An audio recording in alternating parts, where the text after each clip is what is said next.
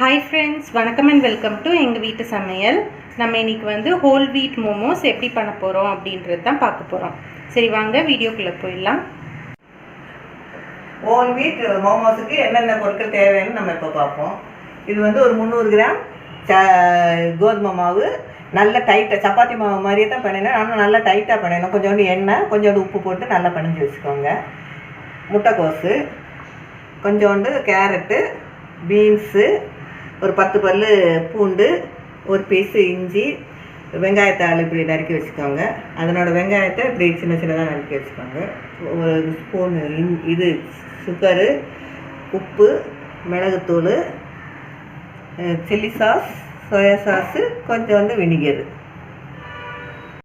ஒரு அகலமான பேனில் தேவையான அளவு எண்ணெய் விட்டுக்கோங்க. அப்புறம் நறுக்கிய பூண்டு ஆட் பண்ணிக்கோங்க, இஞ்சியும் ஆட் பண்ணிக்கோங்க. ரெண்டுத்தையும் நல்லா வதக்கிக்கோங்க. அடுத்து வெங்காயம் ஆட் பண்ணிக்கோங்க. அடுத்து கேபேஜ் ஆட் பண்ணிக்கோங்க. நெக்ஸ்ட்டு கேரட் ஆட் பண்ணிக்கோங்க. அடுத்து பீன்ஸும் ஆட் பண்ணிக்கோங்க. தேவையான அளவு உப்பு ஆட் பண்ணிக்கோங்க. ஒரு 1/2 ஸ்பூன் சுகர் ஆட் பண்ணிக்கோங்க. ஒரு டேபிள் ஸ்பூன் அளவு நீங்கள் சில்லி சாஸ் ஆட் பண்ணிக்கோங்க. அதே அளவு சோயா சாஸும் ஆட் பண்ணிக்கோங்க.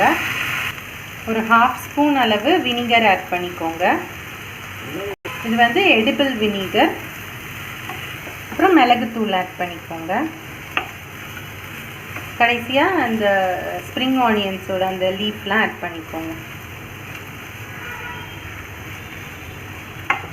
இது வந்து 2 நிமிஷம் வதக்கிட்டு நம்ம வந்து ஆஃப் பண்ணிடலாம். ரொம்ப காய் வந்து நல்லா சாஃப்டாக வேகணும்னு அவசியம் இல்லை, ஏன்னா நம்ம மோமோஸ்குள்ளே வைக்கும்போது ஸ்டீம் பண்ணுவோம். அதனால் நம்ம கோதுமை மாவுலேருந்து ஒரு குட்டி உருண்டை எடுத்துக்கோங்க. அதை வந்து எவ்வளோ மெல்லிஸாக உருட்ட முடியுமோ அந்தளவுக்கு நீங்கள் வந்து உருட்டிக்கோங்க. தேவைப்பட்டால் மாவு வச்சு உருட்டிக்கோங்க. இந்த மாதிரி மெல்லிஸாக உருட்டிட்டு ஒரு கிண்ணம் வச்சு அதை ரவுண்ட் ஷேப் ஆக்கி எடுத்துக்கோங்க.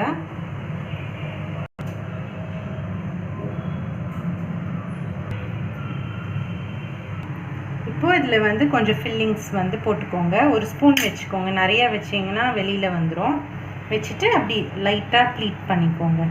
ஒரு சைட் ஃபுல்லும் இந்த மாதிரி ப்ரெஸ் பண்ணி ப்ளீட் பண்ணிகிட்டே வாங்க.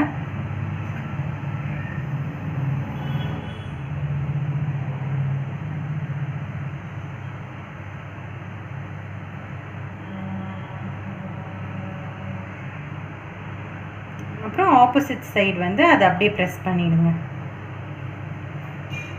அவ்வளோதான். இதே மாதிரி நீங்கள் எல்லா மோமோஸும் ரெடி பண்ணி வச்சுக்கோங்க. இப்போ நம்ம மோமோஸை ஸ்டீம் பண்ணி எடுத்துருவோம்.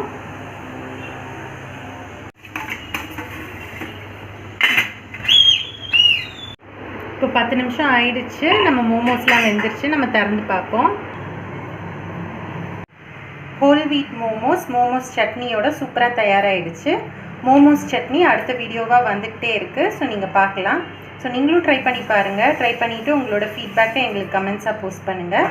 இந்த வீடியோ உங்களுக்கு பிடிச்சிருந்ததுன்னா லைக் பண்ணுங்கள், ஷேர் பண்ணுங்கள், சப்ஸ்கிரைப் பண்ணுங்கள். மறக்காமல் பெல் பட்டனையும் டேப் பண்ணுங்கள்.